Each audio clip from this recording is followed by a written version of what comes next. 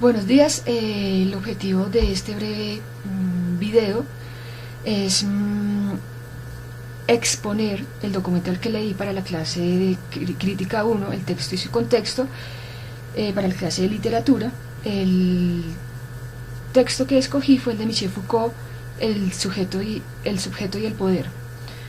Para empezar, pues vamos a poner al autor en su contexto, o sea, vamos a hablar un poquito sobre la biografía de Michel Foucault.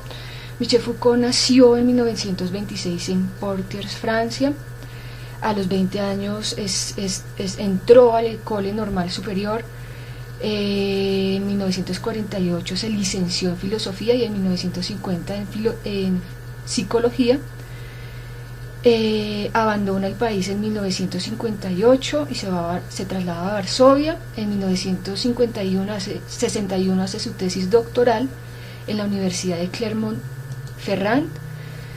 En 1970, estos son los datos más importantes de su biografía porque es su producción intelectual la que nos ha marcado hasta este momento. En 1970 ingresa al Colegio de Francia como profesor de Historia de los Sistemas del Pensamiento y muere en 1984. El trabajo intelectual de Michel Foucault es muy importante porque tiene un contenido político, un compromiso frente a la exclusión y la discriminación de la sociedad actual, de la sociedad moderna. El estudio analizó formas de poder y formas de discriminación como representado en los enfermos mentales, en los presos, en los homosexuales y en los inmigrantes. Para empezar, pues, el objetivo del texto de Michel Foucault no es crear una teoría o conceptualización o una teoría sobre el poder. Lo que él busca es elaborar una historia de los modos por los cuales los seres humanos son constituidos en sujetos. ¿Cómo nos hemos constituido en sujetos? Desde tres subgrupos. Modo de investigación por medio de la ciencia, cómo nos han objetivizado por medio del lenguaje, por medio de la lingüística, la gramática, la filología, a través del lenguaje. Nos dicen cómo actuar, cómo proceder, cómo conducirnos, qué es lo normal, qué es lo normal. El segundo modo, él lo habla como de las prácticas divisorias, en la que me constituyo como sujeto dividido en mí misma y en los otros. Habla del loco o el cuerdo. Me considero loco o me considero cuerdo. Estoy sano o estoy enfermo. Y la tercera, cómo los seres humanos se transforman a sí mismos en sujetos. Cómo los hombres han aprendido a reconocerse a sí mismos como sujetos. Por ejemplo, toma el tema de la sexualidad. Para ejemplificar un poquito esto y la importancia del sujeto, pues yo les traigo una figura. Esta figura la encuentran en línea, esta es de muy mala calidad, está blanco y negro, pero se las voy a explicar un poco. Es la portada del libro Los Anormales. En Los Anormales encontramos en la portada estos tenedores que están organizados, que están disciplinados, que están formaditos en líneas, pero hay dos tenedores que no son iguales a los demás, ellos son diferentes. Este tiene las paticas abiertas y este le falta dos paticas. Yo asemejo estos tenedores a los individuos, y los individuos que son diferentes. Podríamos decir, por ejemplo, diferentes en la forma de pensar. Los estudiantes oponen resistencia a los profesores o al sistema educativo que está representado en una forma política pastoral, representado en los profesores que les dicen cómo actuar, a qué horas entrar. Los hombres tienen el corte de determinada forma, las mujeres tienen el corte de determinada forma, las mujeres llevan la falda hasta las rodillas, no pueden subir, los hombres tienen algunas formas de comportamiento que son propias de lo que significa la masculinidad o lo que significa la feminidad. Y también lo asemejo a formas diferentes de la sexualidad. Nos han enseñado que la heteronormatividad es lo normal, entre comillas, y que formas diferentes o formas disidentes de sexualidad no existen, y se prende un bombillito para disciplinas como la psiquiatría, que a partir de su conocimiento nos dice qué es lo anormal y qué es lo anormal.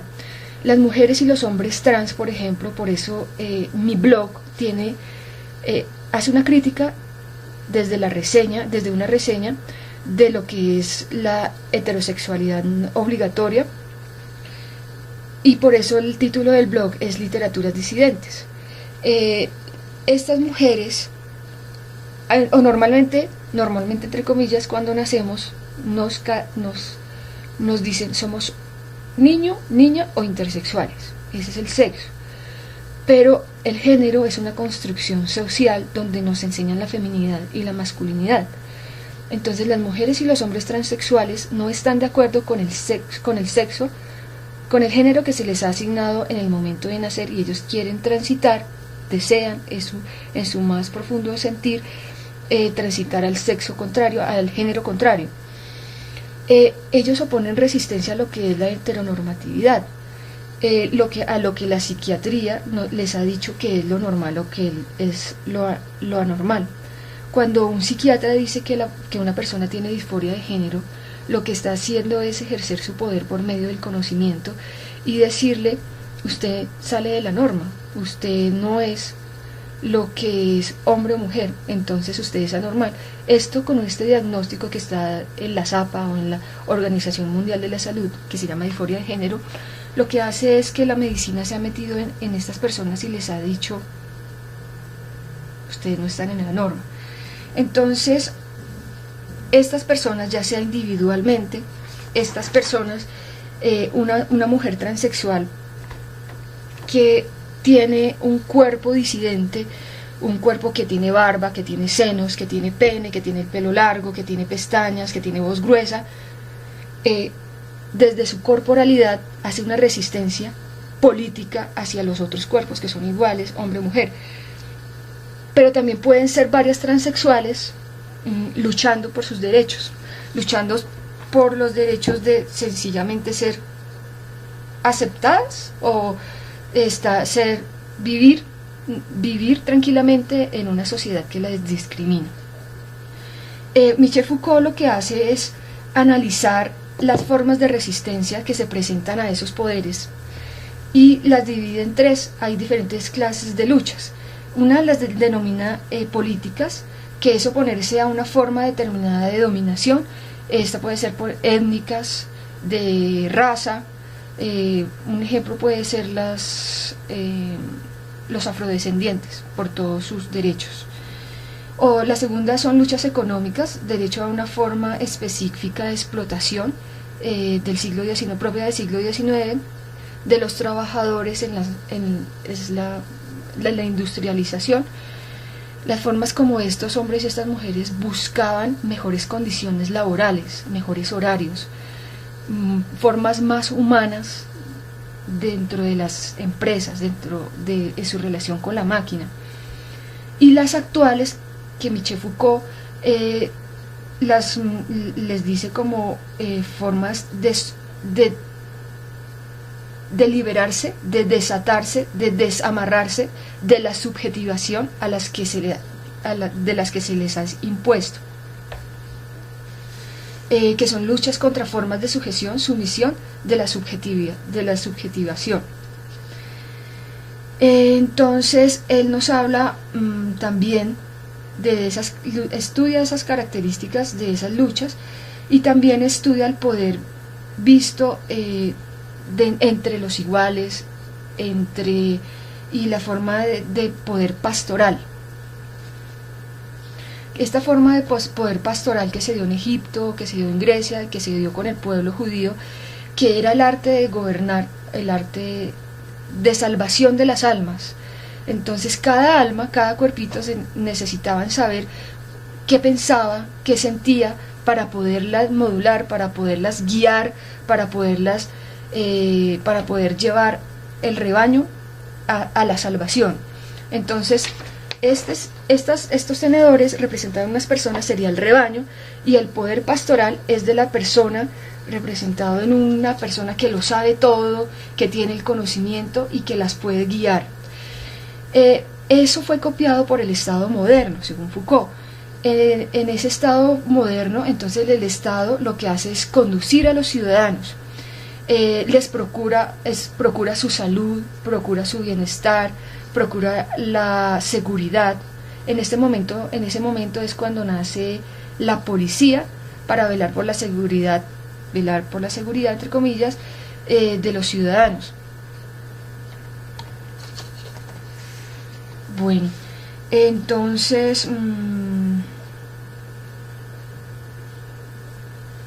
esas luchas tienen unas características especiales, y es que son unas luchas que son transversales, no se dan en un solo país, son luchas inmediatistas, lo dice él específicamente, son instancias de poder más cercanas, o sea, esas luchas van a las instancias de poder más inmediatos y no buscan el enemigo principal.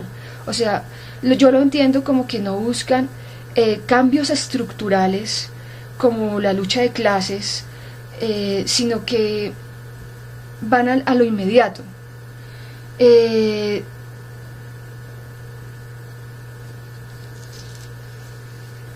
Estas nuevas luchas son las que él estudió y las que realmente nos sirven para este momento de la vida, este momento de la realidad cotidiana. Son luchas más ideológicas y de desatarnos de esa subjetivación que nos ha enseñado todas las instituciones, desde la escuela, desde el Estado, desde el Estado representado en la medicina, en la psiquiatría. Nos dicen cómo comer, qué comer, cuándo ir al médico, cómo comportarnos, no fumar, no beber, nos modulan, nos dicen qué es lo normal en la sexualidad, cómo hacerla, cómo vivirla, cómo gozarla. Eso es lo que Michel Foucault en este texto nos quiere decir. No es el poder, sino las formas de resistencia que los individuos en su individualidad o en su colectividad hacen para oponerse a ese poder pastoral. El trabajo de Michel Foucault propone una metodología y una nueva epistemología. Es como la conclusión que yo saco de este trabajo. Es como, bajo un ejercicio de reflexión constante y un ejercicio comprometido del objeto que queremos conocer, nos conduce a nuevas conceptualizaciones, a concepciones distintas de las tradicionalmente aceptadas, y es una manera de mirar la realidad desde nuevas ópticas. Realmente lo que Michel Foucault nos enseña con esta nueva metodología y esta nueva epistemología es a mirar la realidad desde nuestra historia.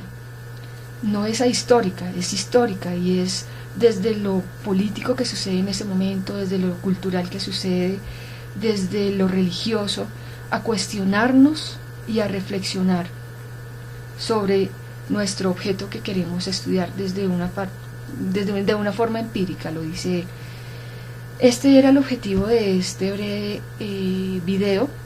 Gracias, compañeros, he visto sus trabajos y me han parecido muy pertinentes. Los invito a que miren el blog. Realmente hoy tengo tiempo para nutrirlo.